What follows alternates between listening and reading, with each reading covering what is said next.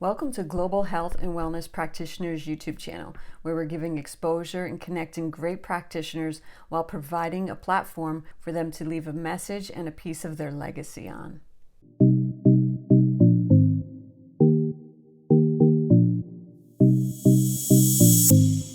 So hello and welcome everyone. We have Gail Gorelick today here, and she just recently moved to Florida, I believe. I go back and forth between Connecticut and Florida usually. She's been doing shamanic work for several years. She does family constellations, which I attended once, and she does soul retrieval and clearing and ancestral curse unraveling, which I believe she said that the curse was just the name that we use for that. And she also teaches Reiki and shamanic work. So welcome, Gail. Thank you, Stephanie. And she's going to be sharing with us what's been driving her in her work, what her soul mission has been thus far in her work, if you'd like to start there. Well, I started training for my work almost 40 years ago, and I've been facilitating for about 30 years, and my focus has always been, to bring peace and healing to the planet. I'm the daughter of a World War II soldier, and we had 6 of them in my family. So my emphasis has always been as a peacekeeper, and bringing that through my work. I often work with issues connected to that are the result of war, but not always. There are other things, and so I've just been following my soul mission for many years and offering and sharing whatever I can with people. I've seen over the years that our specific issues are ancestral. They're inherited from the epigenetic field around us, as well as in our DNA. And our DNA expresses trauma in a certain way. And it really is, it's a generational issue. So when I do the constellation ceremonies, I look for the root cause going back generationally. And that seems a lot more helpful than just acting like everything started here, because nothing really did start here. And that's pretty much quantum physics and science these days. And as far as the word curse are energetic entanglements, but the only word we have is that old-fashioned word. Otherwise, people wouldn't really know what it was or what it meant. So there are heavy energetic entanglements that can be released through ceremony. Yeah, I can see how you're bringing peace through the generations. Mm-hmm. Yes, and what's interesting is I've studied intensively with the South American wisdom keepers and shamans, and the Quero from Peru specifically. And most of the indigenous cultures say when healing happens, it happens 7 generations going back and 7 generations going forward. That's from the ancient wisdom traditions. But the new research in epigenetics has stated that it's 14 generations behind us that's influencing us. So that's roughly the past 300 years. And we are influenced, profoundly by our ancestral field. Yeah. If you guys are not familiar with constellation ceremonies, and you could go ahead and explain it yourself. Well, Dr. Bert Hellinger was a missionary in South Africa, and he noticed that the tribal people went to resolve everything, they went to their ancestors. And he was a prisoner of war in Germany, and he lived through the wars, and he came up with a systemic family constellation therapy, and then he moved it along to be beyond that, to become the spirit mind, healing of the spirit mind. He lived till he was 92, and it was no accident that such a profound modality sprouted out of Germany, which was so horribly torn apart by two wars. And he was an amazing psychotherapist, and I was really honored to have met him and worked with him and had an attunement from him before he passed away. And it was pretty amazing to be in his presence in general. And yeah, so that's the origin of the work. I did study it in my master's degree. So it crosses between traditional psychotherapy and shamanic healing. It is from both worlds.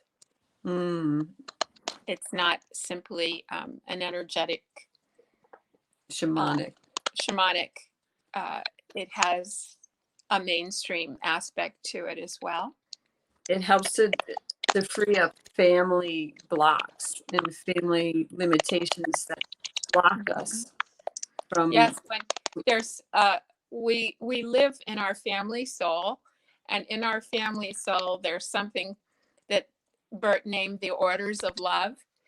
And the orders of love is that everyone belongs to their own generation in the timeline. And people move around, their souls move around and become trauma, sort of moves everyone out of their place. And your place or your footprints in your family soul, it's almost like sacred geometry.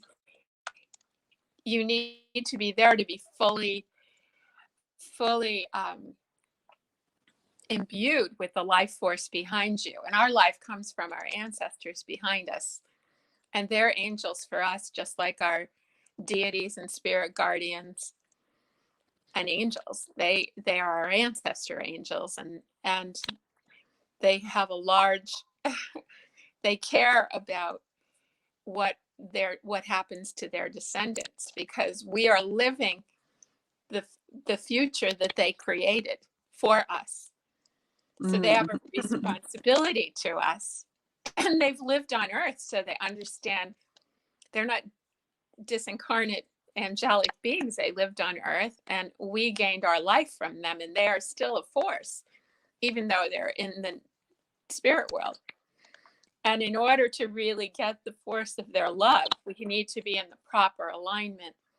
And trauma sort of sets everybody out of place. And sometimes parents become like the children, and children become like the parents. And exclusions in our family make the energy very heavy. The excluded ones in our family are the ones that we seek to include to restore balance, energetic balance. The excluded ones are lost children. I always look for who's excluded in the family. Not only I, but we as a practice. Yeah. Who's excluded? The addicted ones, people that have been jailed, people that have been marginalized and unnecessarily, and as I said, lost children. All victims and perpetrators have a link in their soul, and we have to look at how we can bring balance and how we can create an environment for love to flow again. So it's about creating order and balance so that love can flow again. And basically, it's such an experiential modality. It is a little hard to understand unless you are in the process of it. But that seems to be the most simplistic way to speak about it. We look for where the energy's stuck and bring resolution to it with love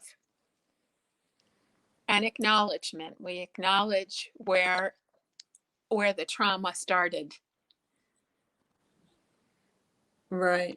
And we don't punish the perpetrators in this. We try to bring healing to both victims and perpetrators because they're two sides of the same coin. So, and it works. So you said you've been doing this, well, you've been studying spirituality for 40 years. 40 years, but I've been studying constellations since 2006 and working with them since 2006. But most intensively working where I've done ceremonies in groups, and I'm still doing them on Zoom, about 11 years now with the groups. But prior to that, I was doing individuals for a long time before I started doing the groups with people. I love the peace that you want to bring to people and to the world. And coming from a family of so many in the world who are it's pretty fascinating. War is a very heavy, unknowable fate to have in your family soul because it's murder for a cause. And we know when blood is spilt, there has to be reparations and healing around that. Yeah. A lot of lives have been lost due to war. So families need to heal after that. It's one of the great unknowable forces, the forces that affect and change our future. And we're living in one right now. Pandemic is considered one of those forces, like war and famine. So we're living in strenuous times with that. And I have been working with the pandemic with people because I've found that in their families, oftentimes they've had somebody that suffered in the last pandemic in the early 1900s. So that's a repetitive, it is a pattern for people in their family. The Spanish flu pandemic that has come up as being an original wounding for the family and influencing how they experience COVID today. Is there anything else you would like to share about COVID or anything in general that you would like to share with everybody? Well, COVID has definitely rearranged our lives. In some cases, it's been for the better. In many cases, it's been not for the better. I do keep an altar for the COVID, for all the people impacted by COVID, and especially done some prayers and ceremonies with a friend for the mass graves in New York, for the people that were unknown or alone and put in mass graves due to COVID. That's a huge issue. Remembering those souls that were forgotten. The whole pandemic thing is lifting. It's still polarizing. Everybody's still polarized with their opinions.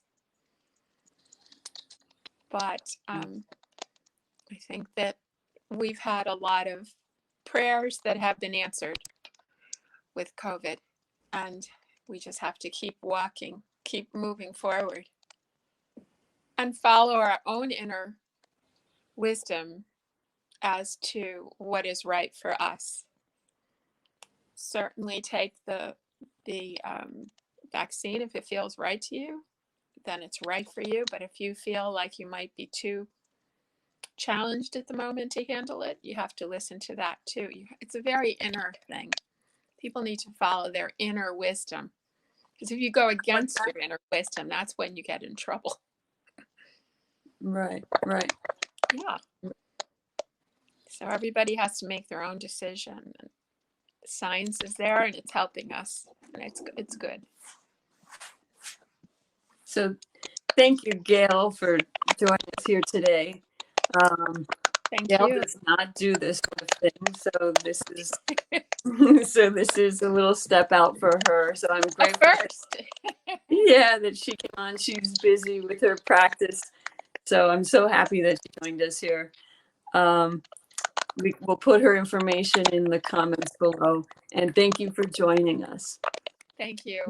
Thank you, everyone, for listening, and lots of prayers for your family souls and lots of protection during COVID. God bless. God bless. Take care. Aho.